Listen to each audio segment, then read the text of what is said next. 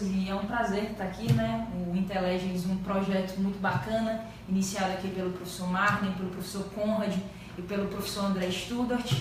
E realmente esse curso que a gente está lançando hoje, fazendo convite, foi muito bem idealizado por mim, pela professora Roberta, a partir dos diretores aqui do Intelligence, para que a gente pudesse, em um curso, articular a teoria e a prática de direito de família. Porque o direito de família tem um em sala de aula e tem um que a gente tem na lida contemporânea, até porque as questões relativas a direito de família são extremamente voláteis e a jurisprudência, me parece, a gente vai discutir alguns tópicos hoje, me parece um pouco esquizofrênica. Eu até brinco um pouquinho que no cenário internacional o Brasil é visto como um dos países mais vanguardistas em termos de direito de família, mas isso traz uma repercussão científica para o direito de família que pode não ser muito adequado, uma vez que a gente fica sem parâmetros para analisar várias questões. Então nós temos institutos basilares como casamento, filiação, alimentos, que eles começam a ficar ali num limbo e a gente tem uma dificuldade de responder certas questões, mas cabe a nós, professores, advogados, né, operadores do direito, fazer essas digressões, fazer esses contornos nesses novos conceitos para saber efetivamente como é que poderia lidar. Então fica realmente o convite para que vocês venham a participar desse curso, que será ministrado por mim, pela professora Roberta Quaranta, a partir da semana que vem, no dia 11, e aí a gente vai tratar efetivamente essas questões mais atuais do direito de família, para que efetivamente se possa manejar os institutos da melhor maneira. O direito de família ele tem uma questão interessante, porque a família é certamente uma das células, vou tentar usar essa palavra, mais tradicionais da sociedade por definição, né? Sim. Sei lá, qualquer sociedade que se conhece, sempre as pessoas se organizam com laços familiares e existe toda uma tradição em torno desse instituto. E, no entanto, a gente vive aí nas últimas décadas uma subversão assim, das perspectivas tradicionais da família, do conceito de família. E aí isso coloca o direito diante de situações muito inesperadas, né? Porque o direito vem acostumado a lidar, a regulamentar um instituto que era, digamos assim, congelado, praticamente, se você pegar milênios, talvez, a família funcionava dentro da mesma lógica. De repente, algumas décadas para cá, ela começa a trazer novas perspectivas, novos arranjos, novos desejos dos envolvidos na relação familiar e coloca o direito dia a dia diante de situações que ele não previa, que não eram esperadas. E então até por isso certamente o curso de vocês ser muito interessante, porque os tribunais têm se deparado com isso no dia a dia, então quem advoga lida com isso também no seu dia a dia e vai poder aproveitar bastante. E é bom para a gente aqui também na transmissão ao vivo, porque a gente fica cheio de coisas polêmicas para falar, né? Coisas interessantes para poder tratar. E vamos começar logo falando aqui de união estável e casamento homoafetivo, né? Isso aí é uma questão que vem sendo debatida não só no Brasil, mas no mundo todo há pelo menos uma década já, assim, de maneira aberta mesmo e consolidada. A gente teve um posicionamento do Supremo há alguns anos a partir do reconhecimento da união estável e a partir daí a gente sabe que começou uma demanda pelo passo seguinte, que era efetivamente casar, formalizar. Então eu queria que você falasse um pouquinho para a gente sobre a questão do casamento da união estável, como isso está sendo visto pela jurisprudência atualmente. É muito interessante que você estava falando da família tradicional, né, da família secular. E é muito bacana que tem uma professora que tem um livro que se chama Elizabeth Rodnesco, ela tem A Família e Desordem. Em determinado momento ela diz que muitos falam que a família está afadada ao insucesso, que não existe mais família. Mas ela finaliza com uma frase que eu acho muito interessante, é o ponto de partida para essa transmissão. A família mudou, isso é fato, a gente não tem aquela família tradicional brasileira que é pai, mãe, 2 meninos e um cachorro, praticamente um comercial de margarina, isso não funciona mais no direito civil atual brasileiro, mas ela finaliza com uma frase muito interessante. A família, ela mudou, mas ela não está desestruturada. Ela finaliza dizendo que todas as pessoas têm um anseio por família. Por mais que a família tenha mudado, todo mundo ainda deseja uma família. E talvez, dos institutos basilares do direito de família é o casamento.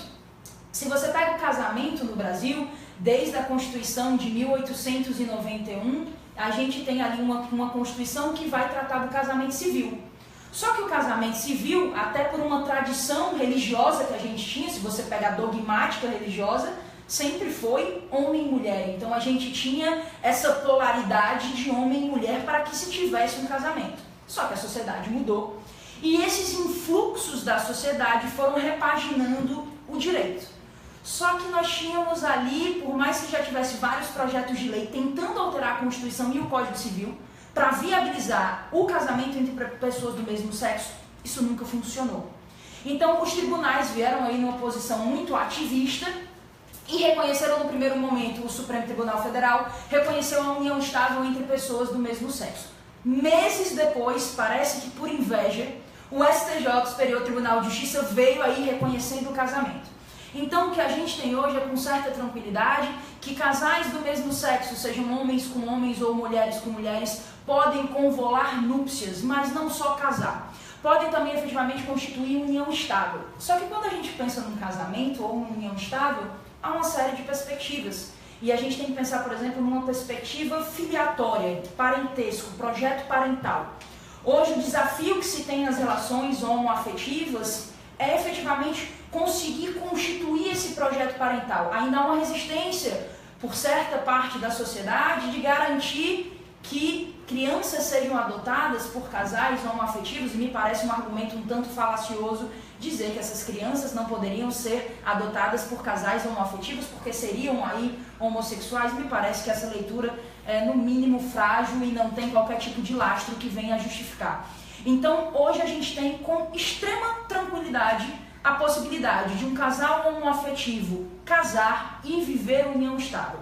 O problema agora é outro, é saber os outros direitos que deflagram efetivamente dessa união. Tem uma frase do Fernando Pessoa que disse mais ou menos assim, quando os casais heterossexuais estavam a ponto de tornar o casamento obsoleto, veio os homossexuais para mostrar que é um instituto que ainda resiste.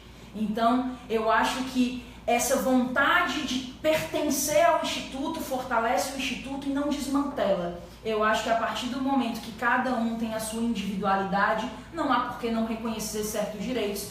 E hoje a gente anda a passo de formiga e sem vontade, reconhecendo os direitos desses pares homoafetivos. Isso aí é uma coisa interessante que você falou, que eu lembro que na época que rolou o julgamento lá do Supremo, né, eu pessoalmente não via nem controvérsia, ali é óbvio que tinha que reconhecer a união estável, e foi feito por unanimidade, a meu ver, acertadamente.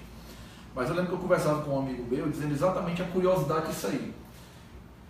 Tipo, sei lá, durante 20 anos, sei lá, talvez 30, naquela época, a sociedade trabalhou para conseguir construir relações que fossem respeitadas fora do casamento formal, né? Sim. E aí quando finalmente se conseguiu isso, tipo, você tinha gente com união estável e não era mais discriminado, não era segregado, não era objeto de preconceito, aí as pessoas começam a fazer o caminho contrário, que é tipo, você reconhece a união estável e o cara quer formalizar, quer dizer, você fica indo e vindo ali, parece que é uma coisa de lacância, né? A pessoa só consegue desejar o que ela não tem jeito, né? A pessoa vai e volta. E eu lembro também que nessa época teve um negócio interessante, que eu lembro que eu fiz uma postagem na época no Facebook, comentando o julgamento do Supremo, e dizendo assim, ó, tá todo mundo dando apoio aí, batendo palmo pro Supremo, beleza, tá certo, o Supremo acertou mesmo, mas pode esperar que o próximo casamento, o próximo passo vai ser começar a querer casar 3 pessoas, 4 pessoas, e a lógica é a mesma lógica que é utilizada agora. Aí eu quero ver se vocês vão ser moderninhos na hora que aparecer aqui 3 ou 4 pessoas querendo casar, e aí foi uma polêmica, eu falei, é a mesma lógica que vocês estão usando, eu penso que é a mesma coisa. Da mesma maneira que eu sou a favor agora, as pessoas terem arranjos voluntários, a meu ver, não tem muito problema. Então eu acho que uma das coisas muito recentes, muito polêmicas da atualidade do direito de família é a questão do poliamor. Eu queria que você falasse um pouquinho pra gente aí também. O poliamor é uma questão que tem desafiado o direito, porque por mais que o direito de família tenha se reinventado e venha cada vez mais abrindo as suas fronteiras e deixado de ser hermético, parece um anacronismo, mas a gente ainda vive sobre o palio, pelo menos na jurisprudência, no Código Civil e na doutrina, sobre uma perspectiva monogâmica. Então a gente aceita com certa facilidade esse rito, né, esse viés monogâmico do casamento e da união estável.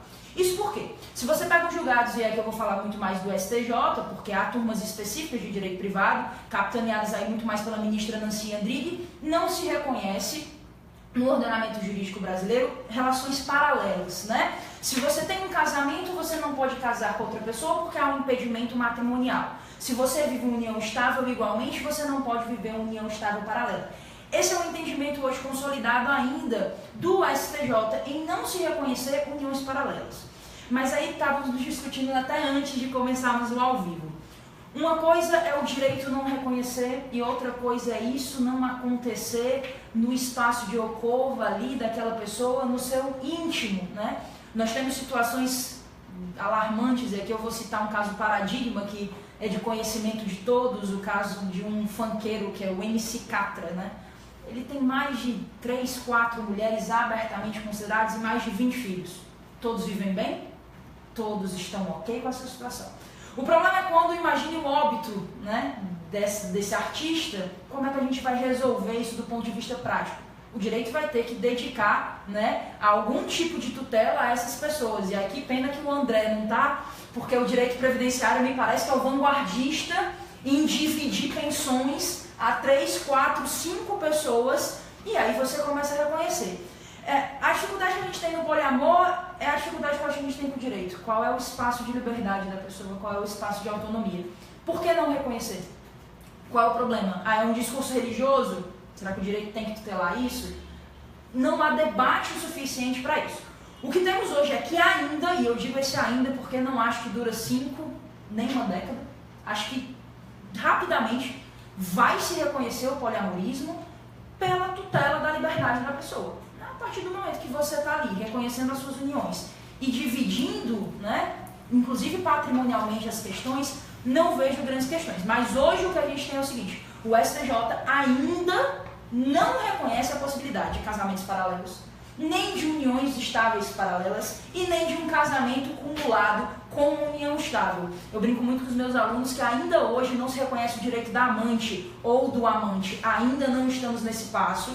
Mas eu acho que quando eu estiver dando aula daqui a 5 anos, certamente isso será reconhecido, porque isso tem acontecido, e você vê inclusive isso na legislação. Até 2008 adultério era crime, né? Já foi descriminalizado. Então a gente vê que se está andando para isso, e certamente daqui a pouco a gente deve caminhar para o reconhecimento dessas uniões, né? Tem uma questão interessante que você falou, até você citou o direito previdenciário, e bem na época que eu trabalhava com direito previdenciário mais diretamente do que eu estou trabalhando agora, o direito previdenciário passou por uma mudança em que primeiro ele deixava de dividir pensão entre a esposa, não, amante não, mas a concubina, se o cara tivesse união estável em casamento há muito tempo. Depois ele passou a não deixar. Mas o que acontece? O não deixar dividir nem entre esposa e concubina, ou entre duas uniões estáveis, no entendimento do STJ, sempre foi pensando assim, a que começa depois e escondido não tem legitimidade. Seria mais ou menos isso, entendeu? Então é muito interessante isso aí que você falou, porque dentro do argumento que o STJ sempre utilizou para negar a divisão de pensões quando isso era entendido que não podia fazer, você não poderia aplicar se a mulher chegasse e dissesse assim, ó, a gente começou as duas a morar com o cara no mesmo dia, as duas sabendo. E aí? Ninguém começou primeiro, o que faz? Não paga para ninguém? Entendeu? Nenhum estava escondido da outra, não paga para ninguém, eu pago para as duas. Entendeu? Essa lógica, ela subverte aquilo que vinha sendo pensado pela jurisprudência antes, que era o fato de que uma mulher começou com uma relação legítima, outra começou uma ilegítima e oculta, posteriormente. Dentro da lógica do poliamor, isso dilui, porque muitas vezes é simultâneo, ou pelo menos é aberto, claro, todo mundo sabe, entendeu? Então fica bem mais difícil você dizer que não pode dividir porque a pessoa não esperava, ou não tem legitimidade, né? Esse tipo de coisa. Mas é uma discussão que está muito, muito incipiente no direito brasileiro. Eu acho que a gente vai demorar alguns anos a consolidar isso aí, embora eu tenha a mesma percepção que você. Eu acho que o caminho é sem volta. Assim. A lógica é de um reconhecimento cada vez maior, a questão da liberdade individual, até porque, assim, pelo menos na minha perspectiva, toda a lógica do direito de família baseado no casamento monogâmico, não estou falando da religião, mas do direito, ele vem da questão de você conseguir identificar quem é pai e tal, esse tipo de coisa, que hoje em dia já não é mais problema, pelo menos a priori, né? Mas dando um passo a mais aqui, eu queria que você falasse um pouquinho pra gente da questão da filiação socioafetiva. Ou seja, que é uma mais uma modernidade, assim, uma invenção da modernidade, né? O direito de família está cheio de conceitos que não existiam aí alguns anos atrás.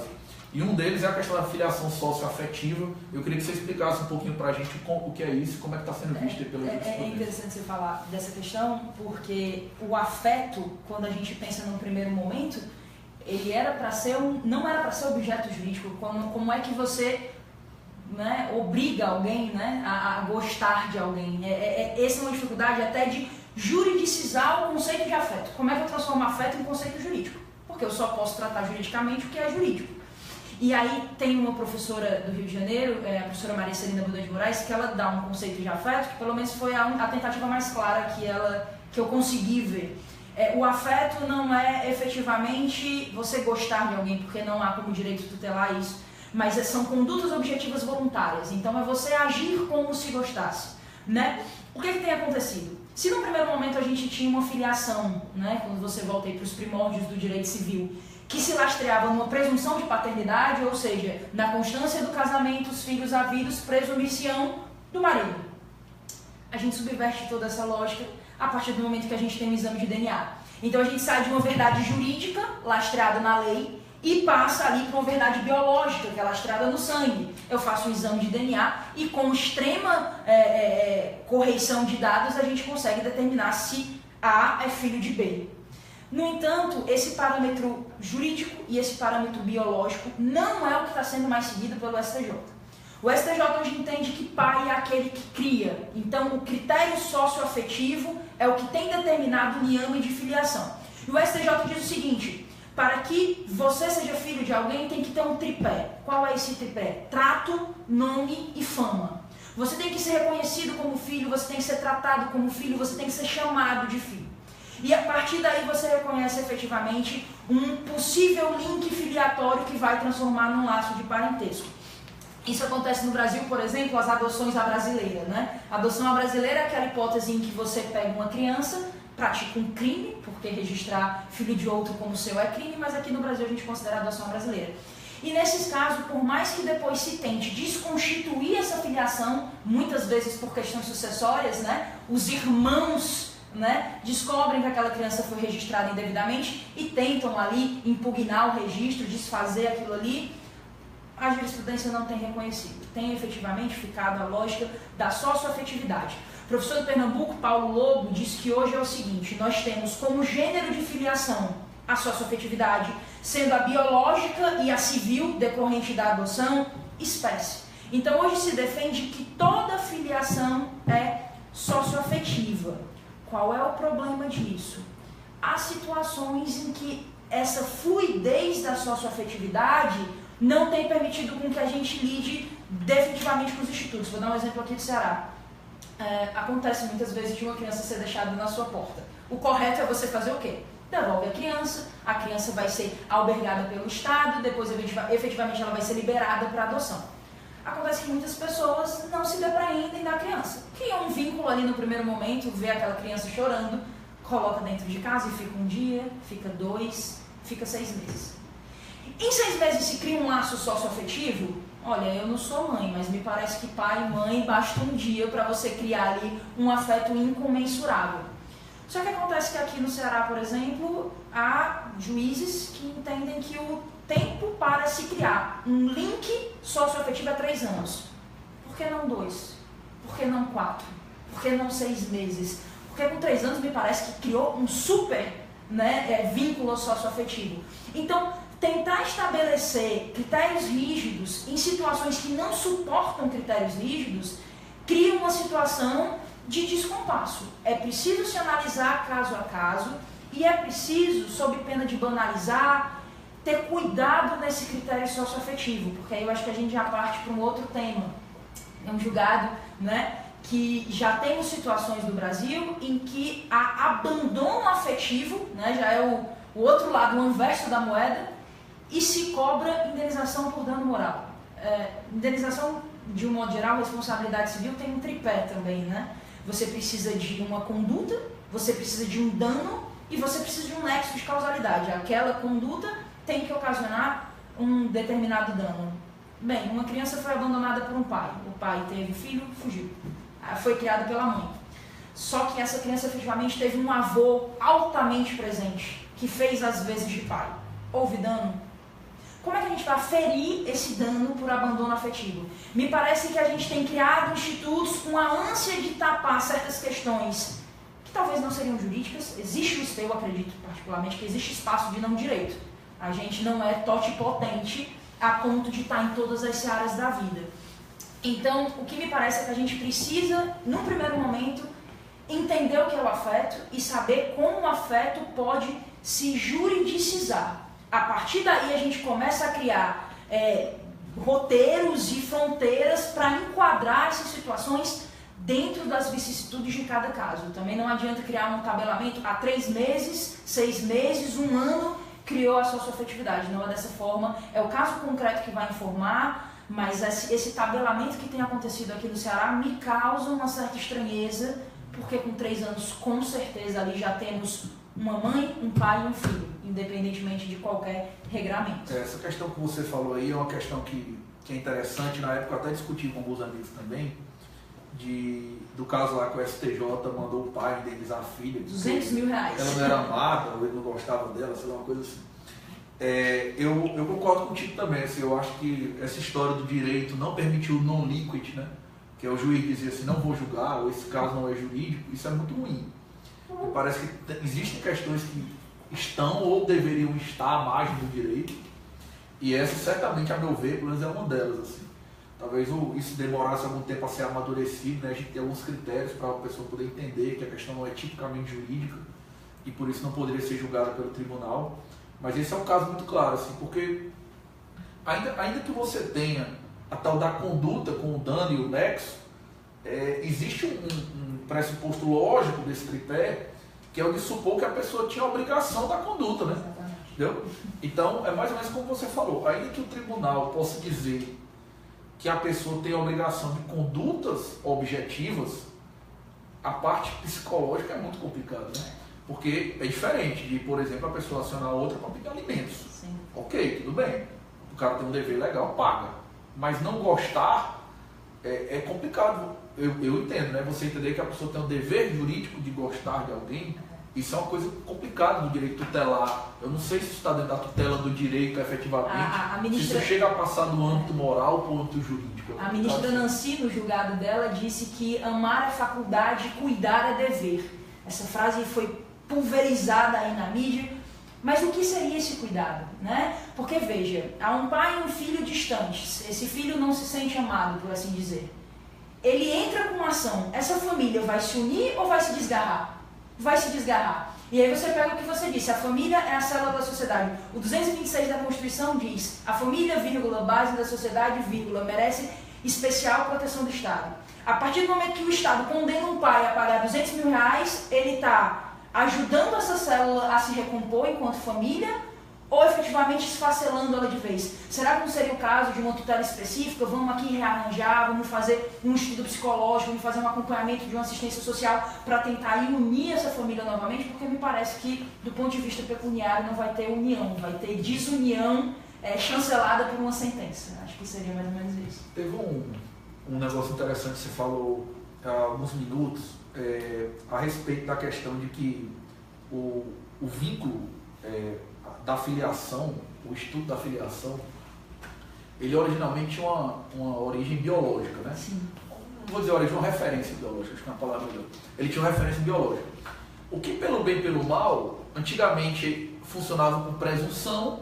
Sim. E depois passou a funcionar com objetividade, porque o exame de DNA, em muitos casos, ele é 100%, e quando não é, a objetividade também é razoável. Então você passou de uma presunção para uma objetividade. E aí você falou um negócio muito interessante, que é o seguinte: quando eu abandono o vínculo biológico como única referência, ele continua ainda, mas como uma referência alternativa, e eu passo a ter a afetividade como relação, aí você falou um negócio legal, que a referência da afetividade ela é fluida. Sim. Você passa a ter não tem mais aquela objetividade, passa a ter uma coisa mais fluida. E tem outro aspecto interessante, que é o seguinte: quando eu tenho uma referência biológica, ela acaba sendo única. Sim. Único pai, única mãe, não tem para correr, ainda que seja presumido. Eu posso presumir que é o errado. Mas ninguém vai achar que biologicamente o cara tem dois pais ou duas mães, então isso não acontece. Mas quando eu diluo isso aí na questão da afetividade, abre espaço para a discussão da questão da multiparentalidade. Eu queria que você falasse um pouquinho para a gente sobre isso aí também. Eu acho, conversando com os meus alunos, eu não sei se o pessoal lembra, ele foi inclusive deputado, foi uma apresentação de um apresentador de TV, o Clodovil. Ele tinha madeixas claras e era bem jocoso, por assim dizer, e ele foi deputado e ele fez uma lei que inclusive ganhou o nome dele, que é a Lei Clodovil. A Lei Clodovil, que hoje a gente tem a Lei Maria da Penha, a Lei Clodovil, a Lei Menino Bernardo, a Lei Carolina Dickmann, as leis hoje têm nome. E essa Lei Clodovil servia para quê? Para permitir que um enteado ou uma enteada utilizasse o padronímico do seu padrasto para formar ali uma identidade nominativa. Ou seja, o enteado poderia usar o nome do padrasto, mas continuaria tendo o nome do pai. Esse foi o primeiro momento que a gente teve ali um reconhecimento de nome. Só que a jurisprudência evoluiu. Porque a gente sabe que às vezes um padrasto, ou uma madrasta, ou uma outra pessoa exerce fielmente a função de pai e mãe. E a jurisprudência hoje se encaminha para uma outra possibilidade, que é a possibilidade de multiparentalidade, ou seja, uma criança, e aí eu vou falar em criança porque é mais comum que isso aconteça, pode ter 2 pais e 3 mães, todas numa mesma certidão de nascimento. Qual seria o fato gerador a permitir, a legitimar esse ingresso desse nome nessa certidão de nascimento? Mais uma vez, um afeto. Você falou em liquidez, eu lembro aqui do Giddens e do Bauman, que falam dessa modernidade líquida que a gente vive, e o afeto está muito atrelado a isso. O problema que me parece vir, a multiparentalidade em si já é uma questão que a gente tem que superar. Hoje se permite, os tribunais viabilizam e permitem a possibilidade de uma criança ter mais de um pai ou mais de uma mãe, ok.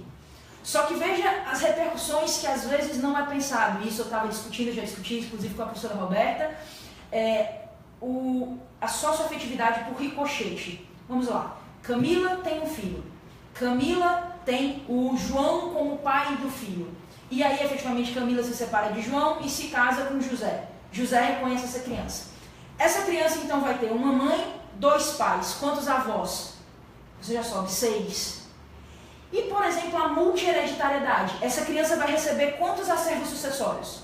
Só que a partir do momento que a gente reconhece mais herança para essa criança, o que é que acontece com os outros herdeiros? Acabam tendo diminuído o seu quinhão. Então, não é a multiparentalidade uma questão binária de pai e vários filhos. A gente tem toda uma árvore genealógica que vai ser completamente alterada e os troncos me parecem que daqui a pouco vai ser difícil a gente, inclusive, conseguir aí saber para onde se vai. Porque imagine uma criança com 20 pais e 20 mães. Como é que a gente vai fazer esse rearranjo?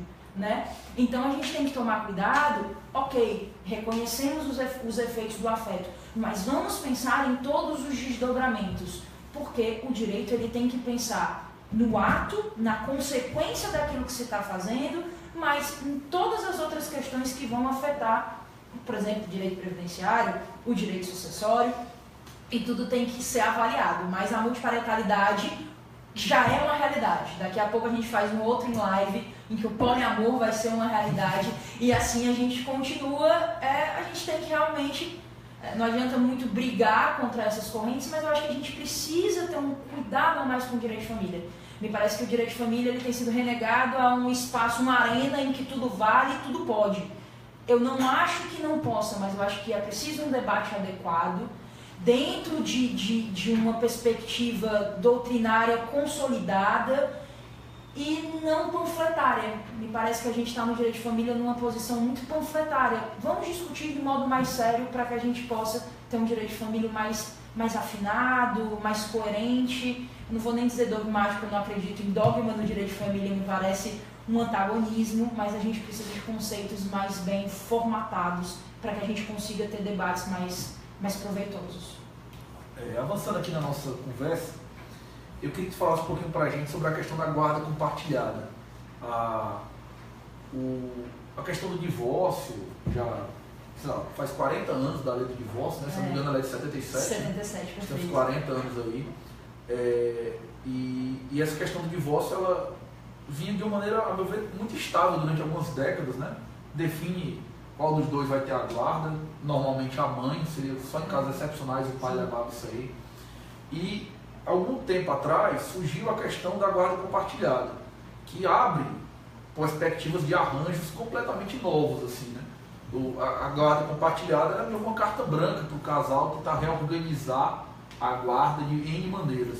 Então eu queria que tu falasse um pouquinho para a gente sobre isso aí, que eu acho que é interessante também. Guarda compartilhada foi uma inovação que a gente recebeu na legislação brasileira em 2008. Em 2008 surgiu uma lei que alterou o artigo 1583 e 1584 do Código Civil, viabilizando, e não só viabilizando a guarda compartilhada, como transformando a guarda compartilhada em regra. Então hoje os juízes, em regra, devem estabelecer a guarda compartilhada. O que seria a guarda compartilhada? A guarda compartilhada seria o poder e o exercício livre do poder familiar. Porque por mais que o casal, seja numa relação conjugal de matrimônio, seja numa relação convivencial de união estável, por mais que haja um distanciamento do casal, se mantém o poder familiar dos pais em relação à criança.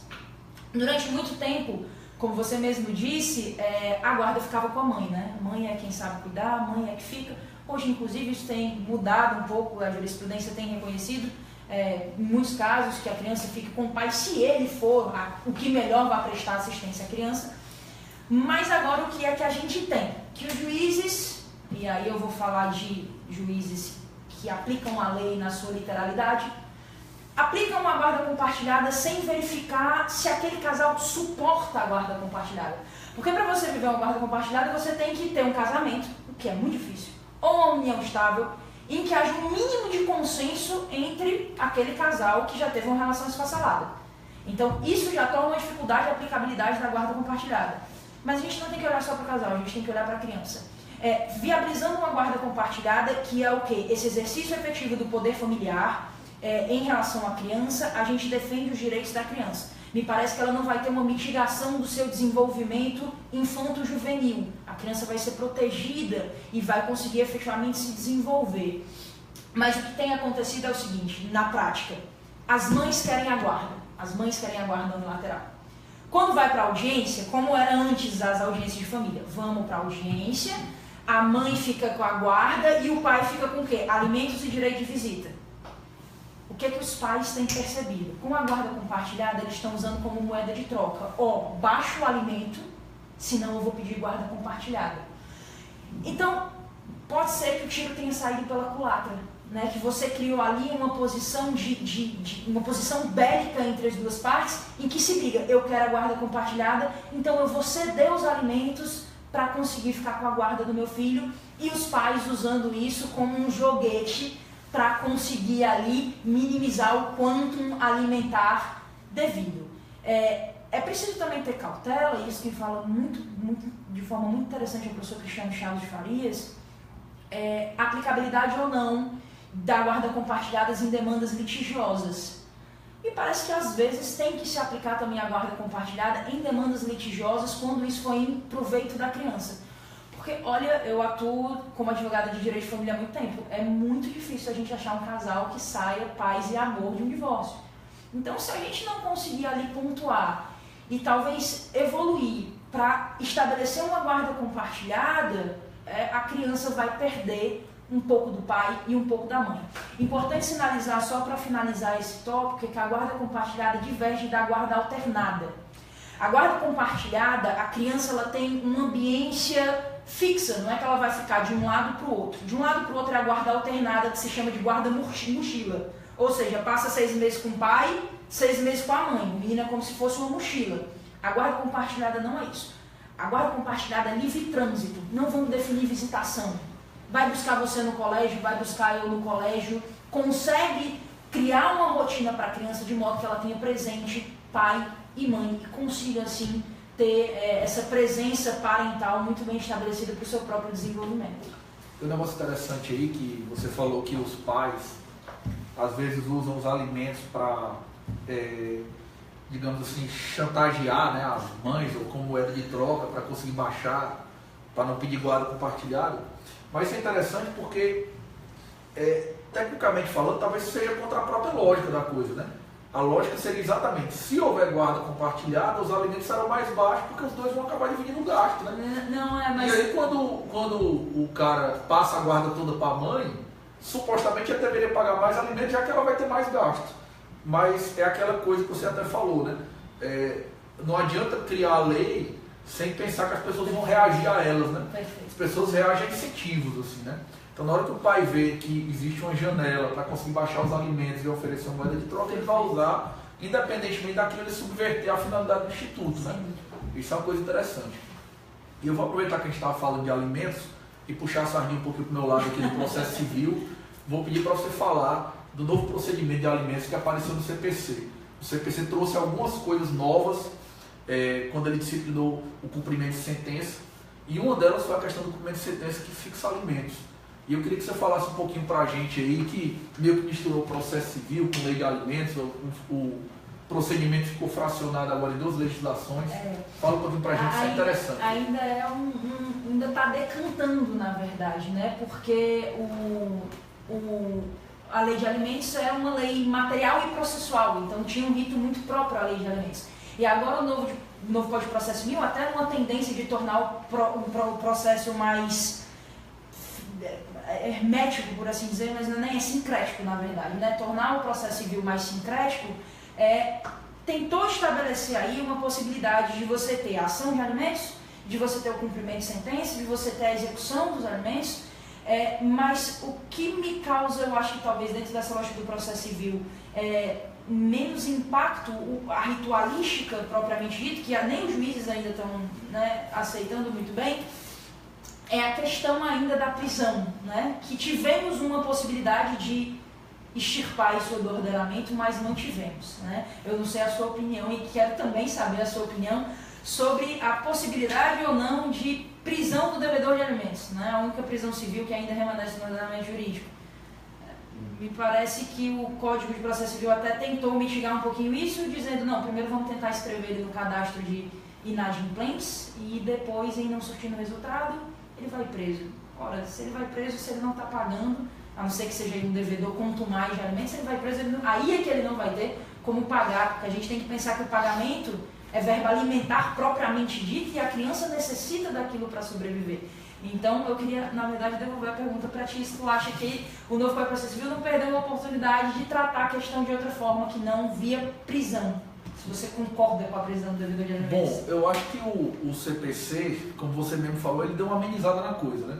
A história de escrever o devedor no cadastro de inadimplentes foi uma forma a mais de pressioná-lo. Teve também outra alternativa que ele criou lá, que a gente estava até conversando aqui, que foi o fato de que antigamente você só podia descontar em folha os alimentos vencendo, né? Isso. Fazia desconto em folha para pegar os alimentos que vão vencer daqui para frente. E o novo CPC permitiu que você usasse a inscrição em folha, o desconto em folha, para poder pagar os alimentos para trás. Então, de certa maneira, algum alimento que é devido pode ser inscrito em folha em vez de pedir para prender a pessoa, que você sabe que vai resolver. Já é uma possibilidade a mais sem ir para a prisão. Mas, em último caso, ir ou não ir para a prisão civil, eu pessoalmente entendo que desde que seja uma medida excepcional, eu não vejo problema, eu não acho que é inconstitucional, digamos assim, até porque a Constituição prevê expressamente, né? Claro que se você pudesse abolir de uma maneira mais segura, seria melhor. Então, assim, eu não acho que o CPC perdeu a oportunidade, eu acho que ele andou bem, a meu ver, nesse aspecto. Ele criou alternativas para tornar a prisão civil mais excepcional ainda, uma última ratio ainda mais útil, digamos assim, porque ele criou mais caminhos até chegar lá. Mas me parece que abolir completamente a prisão civil é complicado, porque existem casos nos quais a pessoa efetivamente pode pagar e não paga. Isso existe mesmo. Assim, eu conheço casos em que ou por desorganização, ou porque não quer, ou porque o cara brigou com a mãe e atrasa, entendeu? Então a ameaça da prisão civil, a meu ver, protege a efetividade dos alimentos, que excepcionalmente, a meu ver, justifica na medida em que envolve a sobrevivência de uma pessoa, e muitas vezes não é nem da própria mulher, né? Mas do filho, que não tem nada a ver com isso. Então é uma situação muito delicada. Eu, se fosse o legislador, também não teria abolido completamente. Eu teria andado na mesma linha, de tentar tornar o mais excepcional possível, mas ainda assim manter como última raça, porque a questão realmente é muito delicada. Camila, infelizmente acabou o nosso tempo. Foi muito legal a sua participação, eu gostei muito aqui, a gente trouxe temas muito interessantes, direito de família é interessante demais. Espero que você volte outras vezes. Queria agradecer por ter vindo. Agradecer também por ter aceito o nosso convite para vir fazer o curso de Direito de Família aqui.